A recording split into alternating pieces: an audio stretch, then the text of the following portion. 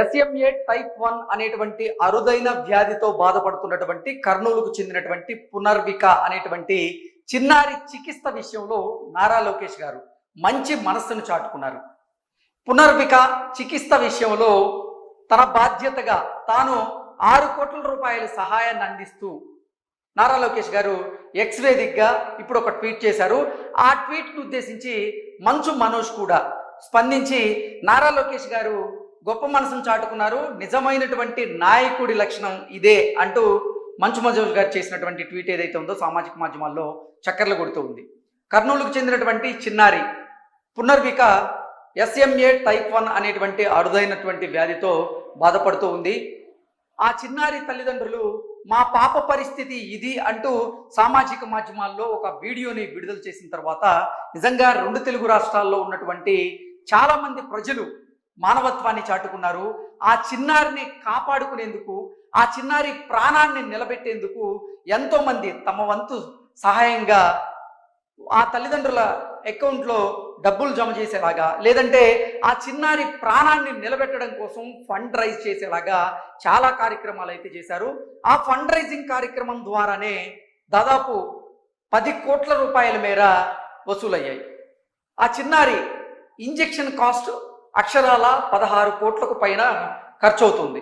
అదే విషయాన్ని పునర్విక తల్లిదండ్రులు సామాజిక మాధ్యమాల్లో మా చిన్నారి ఈ అరుదైనటువంటి వ్యాధితో బాధపడుతుంది, తనను మేము బ్రతికించుకోవాలంటే మాకు 16 కోట్ల రూపాయల మేర డబ్బులు అవసరం, మా పరిస్థితి కొంచెం అస్తవ్యస్తంగా ఉంది కాబట్టి దాతలు ముందుకొచ్చి సహాయం చేయండి అంటూ పునర్విక తల్లిదండ్రులు అభ్యర్థించినటువంటి నేపథ్యంలో పునర్విక తల్లిదండ్రుల అభ్యర్థన మేరకు నిజంగా 2 తెలుగు రాష్ట్రాల్లో ఉన్నటువంటి చాలామంది ప్రజలు మానవత్వాన్ని చాటుకుంటూ ఆ పునర్విక చికిత్స కోసం తమ వంతు సాయంగా ఎంతో కొంత ఫండ్ రైజ్ చేసేటువంటి ప్రయత్నం అయితే చేశారు. నిజంగా ఇన్ఫ్లుయెన్సర్స్ కానివ్వండి, చాలామంది సెలబ్రిటీలు కానివ్వండి, రాజకీయ నాయకులు చాలామంది పునర్విక విషయంలో స్పందించారు. తమ వంతు తాము సాయం చేసేందుకు కూడా ముందుకొచ్చారు.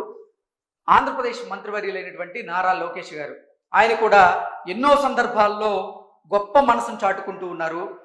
విద్య అవసరమైన వారికి విద్యను అందించడం కోసం ఆయన ఆర్థిక సహాయం గతంలో అందించారు. అలాగే నైపుణ్యం కలిగినటువంటి వారు ఎవరైతే ఉన్నారో విద్యార్థులు, వారు పై చదువుల కోసం ఇబ్బందులను ఎదుర్కొంటున్నటువంటి నేపథ్యంలో వారి పై చదువుల కోసం కూడా నారా లోకేష్ గారు చాలా సందర్భాల్లో స్పందించి వారి పై చదువులకి ఆయన ఆర్థికంగా సహాయం చేసినటువంటి పరిస్థితులు ఉన్నాయి. అలాగే గల్ఫ్లో చిక్కుకున్నటువంటి తెలుగువారు ఎవరైతే ఉన్నారో వారిని మన భారతదేశానికి తీసుకురావడంలో కూడా దాతృత్వాన్ని ఆయన నిజంగా ప్రదర్శించినటువంటి పరిస్థితులనే ఎన్నో చూసాం. ఈ నేపథ్యంలోనే చిన్నారి పునర్విక ఆవిడ చికిత్స కోసం కూడా నారా లోకేష్ గారు 6 కోట్ల రూపాయలు నేను ఇస్తాను, అది నా బాధ్యత అంటూ కూడా ఆయన భరోసా ఇచ్చేటువంటి ప్రయత్నం చేశారు. ఒకసారి దీని మీద మనం పూర్తి స్థాయిలో విశ్లేషణ చేసుకునేటువంటి ప్రయత్నం చేద్దాం.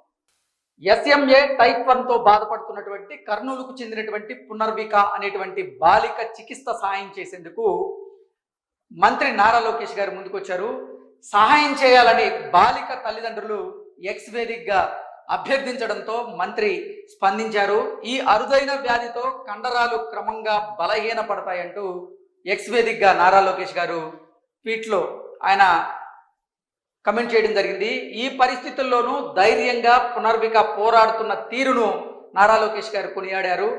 ఆమె ఇంజెక్షన్కు అక్షరాల 16 కోట్ల రూపాయలు అవసరమని నారా లోకేష్ గారు పేర్కొన్నారు. ఇప్పటికే దాతలు స్పందించి 10 కోట్ల రూపాయలు సమకూర్చడం హర్షణీయం అంటూ నారా లోకేష్ అన్నారు.